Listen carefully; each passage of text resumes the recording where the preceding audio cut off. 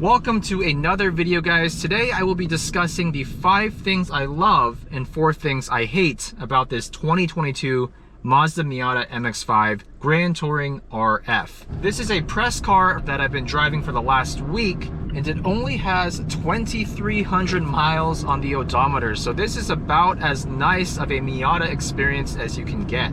After spending a week daily driving, commuting, and doing a couple of canyon runs in this car, I started noticing some things that I just didn't realize the first 3 or 4 times I've driven an ND2 Miata. So let's get right into it. The 5 things I love about this Miata. First of all, it's the driver inputs of this car. No surprise there. But I'll be more specific. It's the driver inputs when you drive this car just below the limit.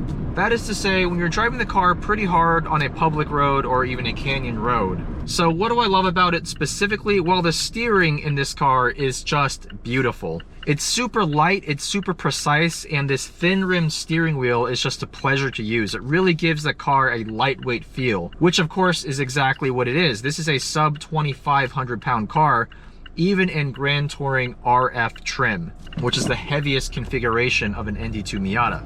It is easily the better steering rack compared to my 2022 Subaru BRZ, and I would say it easily outdoes a Honda S2000 steering rack as well.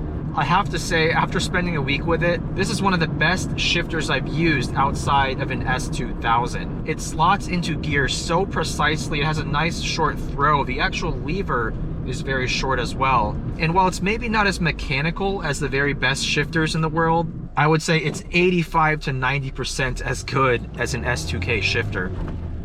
The throttle response of this car is absolutely flawless. It feels like it has a very lightweight flywheel, so when you're doing downshifts, you can easily just do a quick blip of the throttle and get that perfect rev match every time. Watch this here, 5th gear, 4th, 3rd, it's flawless. The second thing I love about this Miata is actually the refinement level for a sub 2,500 pound car. The ride quality, the NVH, which stands for noise, vibration, harshness, the minimal amount of chassis flex for a convertible, and the interior quality are all surprisingly good for such a lightweight and minuscule sports car. This car even got the Zygrene stamp of approval. We drove it up to Napa Valley last weekend, and my girlfriend said she was pleasantly surprised with how comfortable this car is. It's not overly loud on the freeway. Compared to a non-sports car, yeah, it's gonna be louder. You're gonna feel more of the bumps on the road, but all things considered, the driver and passenger can easily hear each other talk, and the interior actually feels surprisingly premium. Now I should add a caveat here because this is a Grand Touring model, so it gives you pretty much all the creature comforts you can get on a Miata, including the full leather interior.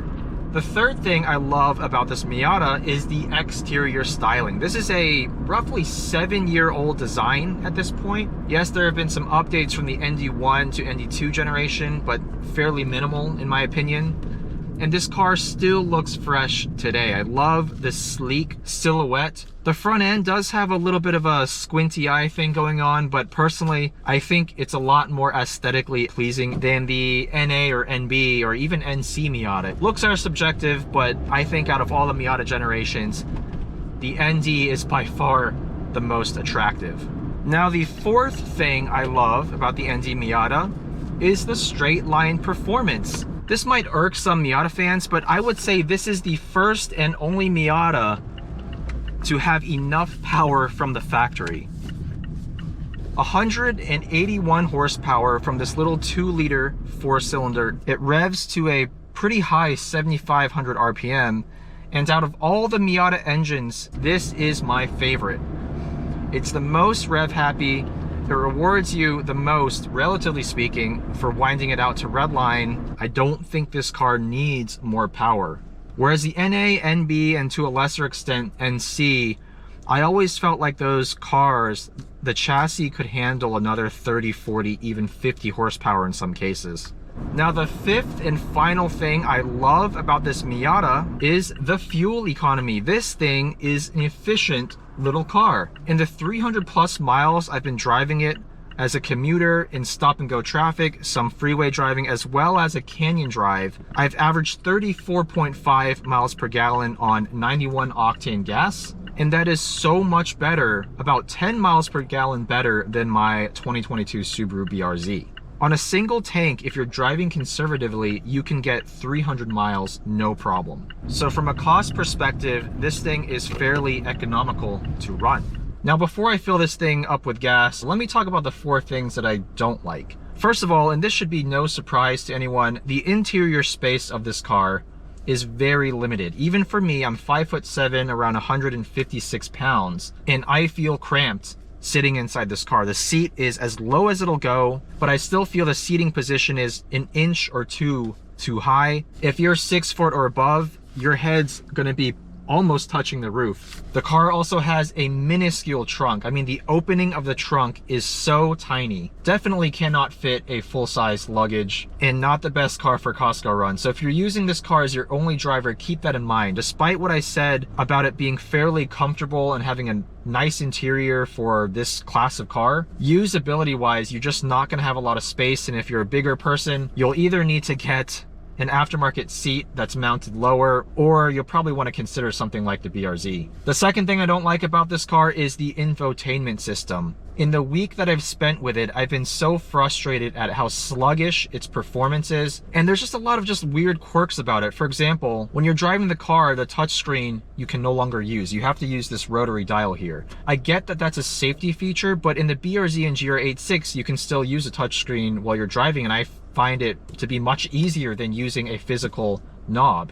So I don't know why Mazda couldn't have done the same thing there. Also, the placement of this rotary dial while you're driving, if your seat is moved up a little bit closer to the steering wheel like it is for me, the shifter falls in the hand really well, but when you move your hand back here, your elbow can kind of hit whatever you have in this cup holder back here, and I have to bend my wrist to actually use this thing. It's not very comfortable. Not to mention, sometimes when I'm shifting gears, my forearm will hit the button on the rotary dial. Not a big deal. I understand it's a limitation given how small this car is, but something to keep in mind if you're planning to get this as a daily driver. The third thing I don't like about this Miata, and this might seem a bit contradictory with one of the things I do like, is actually related to the engine. I don't love the way this little 4-cylinder sounds. Even though it makes enough power and it revs out to a very healthy 7,500 RPM, it doesn't give you a very exciting sound. It doesn't give you much intake sound.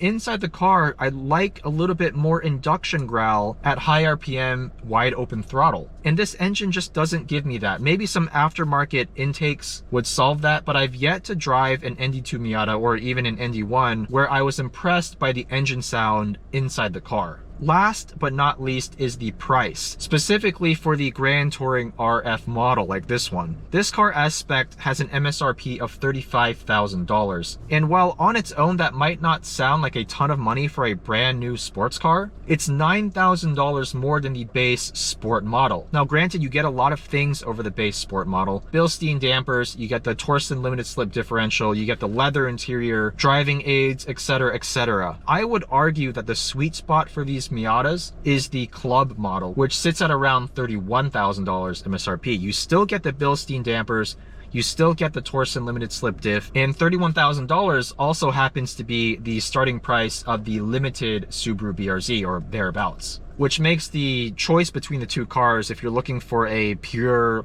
lightweight driving experience, much harder.